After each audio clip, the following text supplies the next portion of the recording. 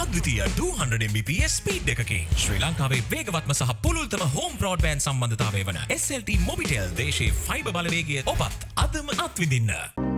හරිම සුදුයි.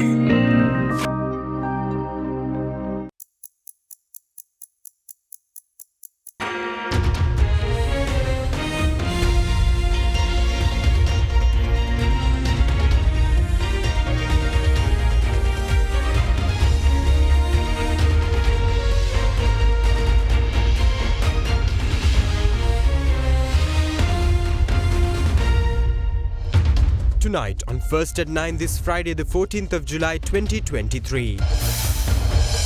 Streamlining process. President instructs the NMRA to expedite the approval process on FDA-approved drugs. I've asked the NMRA to go ahead now and immediately approve FDA drugs and other countries which they have agreed with the Health Ministry. Calls for an amendment on the NMRA Act. The Health Ministry will then bring amendments to the NMRA Act which will enable them to act quickly. Energy expansion. China's Sinopec enters into an agreement with the BOI to operate and set up fuel stations for distribution in Sri Lanka. First fuel shipment expected by the end of this month. දැන් අපිට උම්මල් 150කට තෙල් සැපීමේ බර බලශක්තිය අමාත්‍යාංශයෙන් සහ කනිජ තෙල් සංස්ථාවෙන් ඉවත් වෙනවා. Our first consignment will be arriving in Sri Lanka by the end of this month. Reforms. Internationalization of the higher education system in Sri Lanka is a topmost priority, says State Minister of Higher Education. Alliance Finance මෙතුරු රන්නයි සේවාවෙන් රන් පවුම්කට රුපියල් 1,70,000ක ඉහළ අධිකාරමක්. ඔබේ විශ්වාසය දිනු සෙන්සුරයින් දැන් ළඟමැති ෆාමසියෙන් ලබාගත හැක. AdaDerana First at 9. Live from Studio 24 in Colombo. Good evening and welcome to AdaDerana First at 9. I'm AdaDerana joining you live with the latest in Sri Lanka and around the world. In your top story tonight, as a solution to the pharmaceutical drug shortage in the country, President Ranil Wickremesinghe has instructed the National Medicines Regulatory Authority to expedite the approval process for drugs endorsed by the Federal Drug Administration of the United States and other countries. During a meeting with the officials of the finance and health sector, the President said that the Health Ministry will introduce amendments to the NMRA Act to enable swift action to overcome obstacles in drug procurement. While discussions were held on the issues pertaining to the health sector, the head of state also said that the retirement age for doctors will be extended to 63 years as per the requirement of the Health Ministry. A meeting between President Ranil Wickremesinghe and the officials of the health and finance sector was held at the Presidential Secretariat today. During the meeting, the head of state emphasized the importance of ensuring timely access to drugs and promoting transparency in the pharmaceutical sector. Availability of drugs. Already the minister is talking with China and we'll further ask the foreign ministry also to get involved. With India, we are virtually coming to an agreement where we can access their stock, but we'll take that up when you go to India next week. But more than that, we also have the issue of the delay as a result of the procedures that are followed now. That drugs by the FDA, they are also registered by UK, all get held up here. So I've asked the NMRA to go ahead now and immediately approve FDA drugs and the other countries which they have agreed with the Health Ministry. And the Health Ministry will then bring amendments to the NMRA Act which will enable them to act quickly and overcome all the difficulties. And we'll look at the procurement systems further, what has to be done. And we will meet in 2 weeks' time to ensure that all this is presented to Cabinet and the next steps are taken. Then medical personnel who have not yet been registered in the SLMC, Health Ministry, SLMC and the Secretary to Prime Minister will have the necessary amendments to the regulations in the next 2 weeks. We have to ensure that there should be no excuse as to delay in people getting drugs. We also want transparency in drugs, so all the drugs in Sri Lanka, there will be a website run by the Health Ministry which will say the total amount available and the amount available in each hospital, which will change daily as they consume the drug, and the networking system so that even drugs can go from one hospital to another without having to go through the usual bureaucratic setup. And doctors' retirements, we've taken the position to allow them to go up to 63 and also for other special cases which the ministry will mention. Meanwhile, President Ranil Wickremesinghe says it is important to have discussions on the future relations between India and Sri Lanka, adding that both nations need to have a journey together in future in terms of economic growth and development.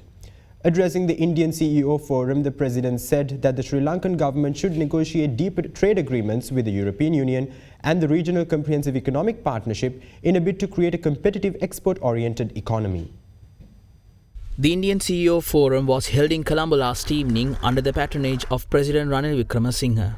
Now you find it's the turn of India and the Indian Ocean. It's not merely India that is rising. You will find on the other side of West Asian countries, the oil countries. And Sri Lanka is positioned in the middle with a strategic advantage and just a stone's throw from India. We have seen the world change. India is fast developing. Sri Lanka unfortunately had to undergo this crisis, but we are coming out of it. I thought we can't be dragging this out like Greece. We are not a Greek tragedy, but a country that can always recover. And as the country recovers, we have to get back to economic restructuring. We started earlier, but we have slowed down. Once the debt restructuring is over, we are already planning the growth agenda. A massive restructuring of our economy, of our laws, of our systems. But we want to build up a highly competitive economy which can compete with the world, a green economy and a digital economy. So this is what we are working at. So in this journey, we should go together. So my task now, when I go to India, will be, as Gopal said, to look at what is the connectivity, how close connectivity are we to have. So first is decide what is the long-term objectives and goals of our two countries' relationship. We are going into a new age. We must go there together. And remember, development doesn't stop in India. Another 50 years' time, it will be taking place in Africa around us. So in my view, what we discussed with Prime Minister Modi is what's our vision and what are we going to do immediately. And I think that's a matter when we come back, it should be debated in the country. I will certainly put the statement before Parliament. If someone has any other opinion or alternative, let us know. This is important. We have to decide within the next 2 decades what is our relationship going to be with India and what's the connectivity. And remember, the relationship at the end is not driven by government. It's driven by the people of both countries, and they are moving fast. So we have to keep up with it. So now our task is to go ahead. But then the idea is that we go there and we establish a long-term relation. I'd like the Indian rupee to be used as much as the dollar, India to be a common currency. It doesn't matter to us. We'll have to work out how we do it. So this is what we have to do. We have to open out to the world.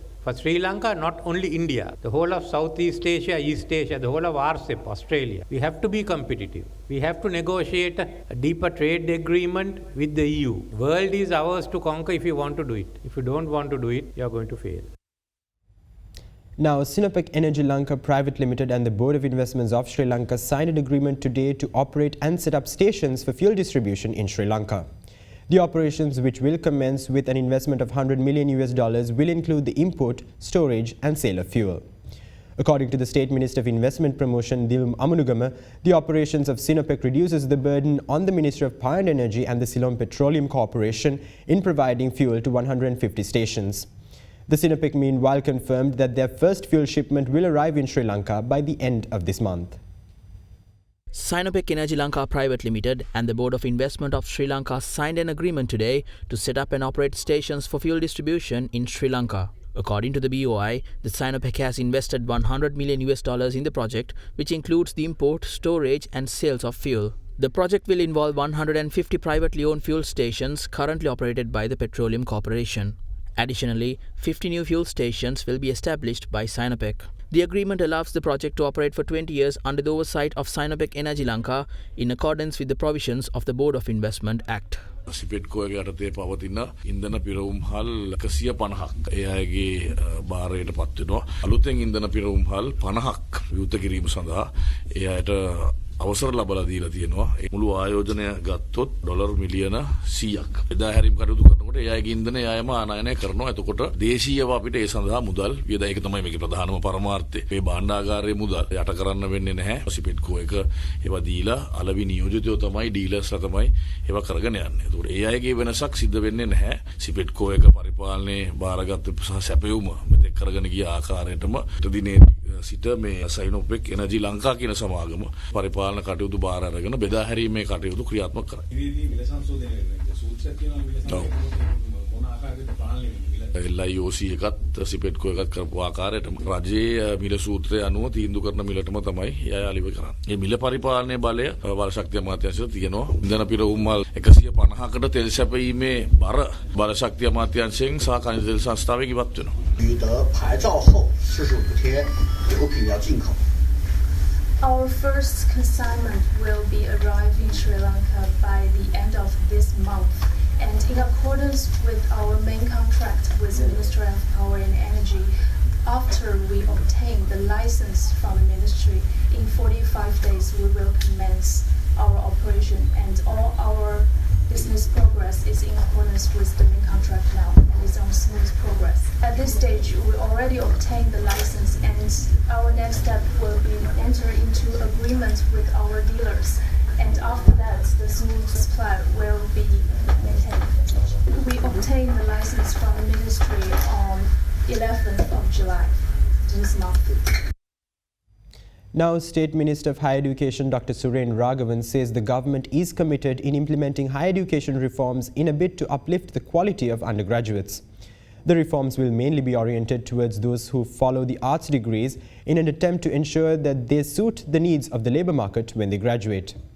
Addressing a media briefing today, the State Minister said internationalization of the country's higher education system is one of the key priorities, adding that it will help to improve the recognition of the state universities in both the South Asian region and the world.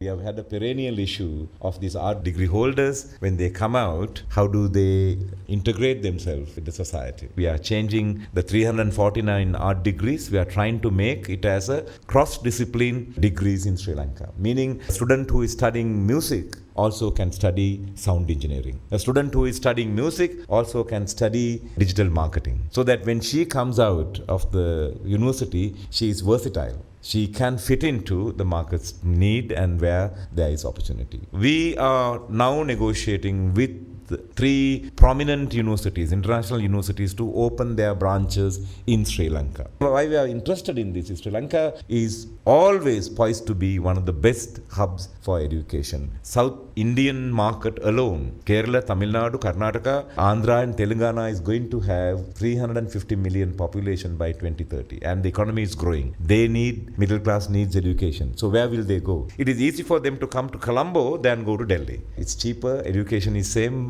culture is same, language is almost same. So we need to look at that market. Internationalization of our higher education is a number 1 priority we have, and in that we can't at once lift our universities to internationalize immediately, but we want to infuse the international standards to our universities. So by at least 2030, 2035, Sri Lankan universities will be respected universities in the region, if not in the world. Meanwhile, opposition leader Sajith Premadasa says that all opposition political parties and civil organizations should unite regardless of political affiliations in order to hold the local government elections. The opposition leader made these comments at a meeting held at the opposition leader's office today. A meeting between opposition leader Sajith Premadasa, political parties representing the opposition and civil organizations was held today at the opposition leader's office in Colombo. සාකච්ඡාවේදී මතු කළ තියෙන ප්‍රස්තුත කාරණේට අපි සම්පූර්ණයෙන් එකඟයි. මේ පළාත් පාර්ලිමේන්තුවරණේ කල් දැමීම සම්බන්ධයෙන් දෙවෙනි කුමන්ත්‍රණයට ලෑස්ති වෙනවා. ඒ කල් දහපු මැතිවරණේ එහෙම තියෙද්දි හිටපු කට්ටිය ආපහු පත් කරගන්න. ඒ පුටුවල වාඩි වෙන්නේ. මේක හරිම හාස්‍යජනක තත්ත්වයක්. නිසා අපි ඒකට සම්පූර්ණ විරෝධය පළ කරනවා සහ ඒක සම්බන්ධයෙන් ගන්න ලබන ක්‍රියාමාර්ගවලදී අපි පක්ෂයක් විදිහට අපේ මැදිහත් වීම සහයෝගය දායකත්ව දෙන සූදානම් කියන එක අවධාරණය කරනවා. බැසිල් රාජපක්ෂ මහත්මයා ආරම්භයේ ඉඳලම කිව්වා අපි මේ පළාත් පාලනයට කල් දානවා. ඒක පොරොන්දුවක් විදිහට පළාත් පාලන මන්ත්‍රීන් කැඳවල කිව්වා. නමුත් ඒකට අදාළ යෝජනාවවත් එයාලා ගෙනාවේ නැහැ. එයාලට ගේන්න තිබ්බ අවශ්‍ය නම් අර වසරකින් කල් දමන්න පුළුවන් කියලා කියන එක ඇමතිවරයාට ඕන වසර 2 කරලා ඒ වෙලාවේ ගේන්න තිබ්බා. හැබැයි ඒ නිසා ලොකු චෝදනාවක් ආවා පළාත් පාලන නියෝජිතයන්ගෙන් අපි රැවට්ටුවා කියලා. ඒ නිසා පළවෙනි උමනාව තමයි එයාලට තිබිච්ච අපි මේක උත්සාහ ගත්තා. හැබැයි ඉතින් අධිකරණ ප්‍රතික්ෂේප කරා කියලා කියන්නේ. ඒ නිසා මේක කැටගොඩ යාගේ නායකයා වෙනුවෙන් කරපු දේශපාලන කැටයමක්.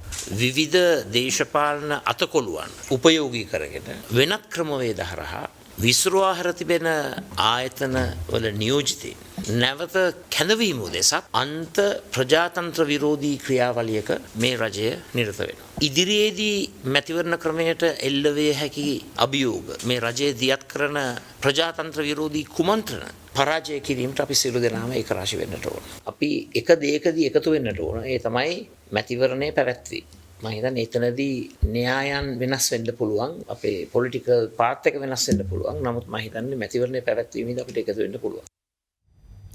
Meanwhile, the government has granted no pay leave to public officers to be spent in or out of the country without causing any prejudice to their seniority or pensions. This was announced in a circular issued by the Minister of Public Administration, Home Affairs and Provincial Councils and the local government. According to the circular, measures required for the implementation of the instructions stipulated in this circular within the provincial public service shall be introduced by the chief secretaries of the provinces on the instructions and approval of the governors. The instructions on the application of these provisions with regard to the officers of the public enterprises which function on public funds shall be issued by the Ministry of Finance. Further, the officers who obtain no pay leave to go abroad under these provisions should enter into agreement with the authority approving leave. Now, Major General Sanjay Wanasinghe was appointed as the new Chief of Staff of the Sri Lanka Army. He was appointed to the position which became vacant following the retirement of Major General Channa Veerasurya, who previously served as the Army Chief of Staff. Prior to his appointment as the Chief of Staff, Major General Wanasinghe served as the Security Force Commander of Mullaitivu and Director Overseas Operations in the Army during the military career, which began from the Artillery Regiment of the Sri Lanka Army.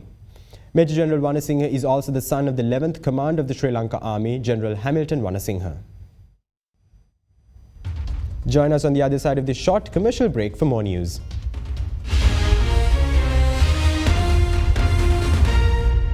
ගොඩමඩ පෙරලි කරන බලපුළුවන්කාරයා මහින්ද්‍රා යුවෝ ඩීමෝ වෙතින්. වැඩම ගොඩයි ගොඩම තමයි ස්වරාජ් tractor ඩීමෝ වෙතින්. අපේ ගෙදරත් ආපිකෝ mattress තමයි. මාදිලි රසකින් යුත් මෙට්ටලුවේ ප්‍රමුඛයා. ආපිකෝ mattress සැපනින්දට සැප මෙට්ට.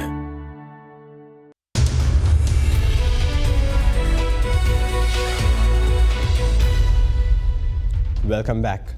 Now, Minister of Agriculture Mahinda Amaravira says that the price of a 50 kilogram bag of muriate of potash fertilizer will be reduced by 1,000 rupees. Addressing the District Development Committee meeting held at the Polonnaru District Secretariat today, Minister Amaravira said that the price reduction shall come into effect from tomorrow onwards. Accordingly, the revised price of a 50 kilogram sack of muriate of potash fertilizer stands at 14,000 rupees. The minister also pointed out that the government had previously slashed the prices of the muriate of potash fertilizer from 22,000 rupees to 19,500 rupees. Subsequently, at the beginning of the Yalla season, the government yet again took steps to reduce the price of fertilizer by another 4,500 rupees. Meanwhile, Sri Lankan shares closed higher today, aided by gains in the industrial and financial stocks.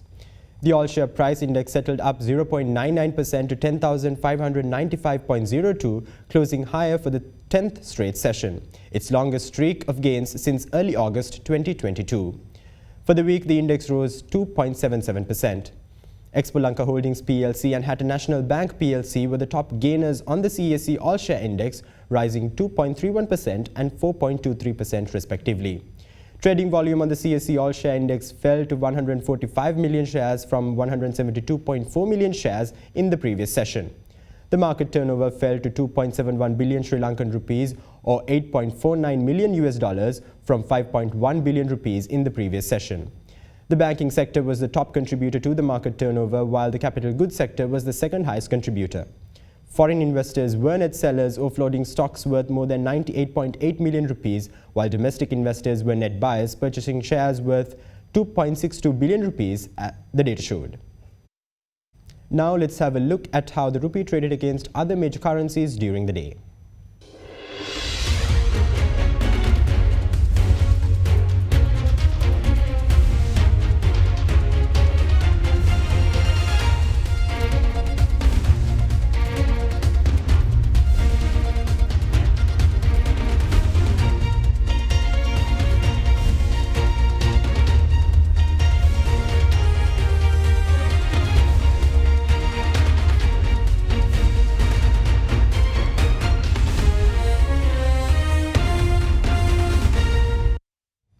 Now, meanwhile, the global benchmark Brent crude today hovered above $81 per barrel, with the bullish sentiment over US demand bolstered by supply disruption in Libya and Nigeria. The Libyan disruption is halting an estimated 370,000 barrels per day, while the loss from the Nigerian outage is pegged at 225,000 barrels per day. Some oil fields in Libya were shut down yesterday because of a local tribe's protest against the kidnapping of a former minister. Separately, Shell suspended loadings of Nigeria's Forcados crude oil owing to a potential leak at a terminal. According to experts, Russian oil exports have also decreased significantly, and if this trend were to continue next week, this would probably drive the price up further, particularly since Russian oil exports are set to be reduced by 500,000 barrels per day in August. Both Brent and WTI futures crept lower, with Brent 30 cents down at $81.06 a barrel, while US West Texas Intermediate crude futures lowered 34 cents at $76.55. Further price support came from yesterday's report by the International Energy Agency, an organization of the petroleum exporting countries, predicting that oil demand will pick up in the second half of the year, particularly in China, despite broader macroeconomic headwinds. Cooling US inflation has also given markets hope that the US Federal Reserve could be close to ending its fastest monetary policy tightening campaign since the 1980s. And with that, we wrap up tonight's edition of AdaDerana First at 9. Stay in touch with us on www.adaderana.lk for further developments around the clock. Thank you. Have a good night.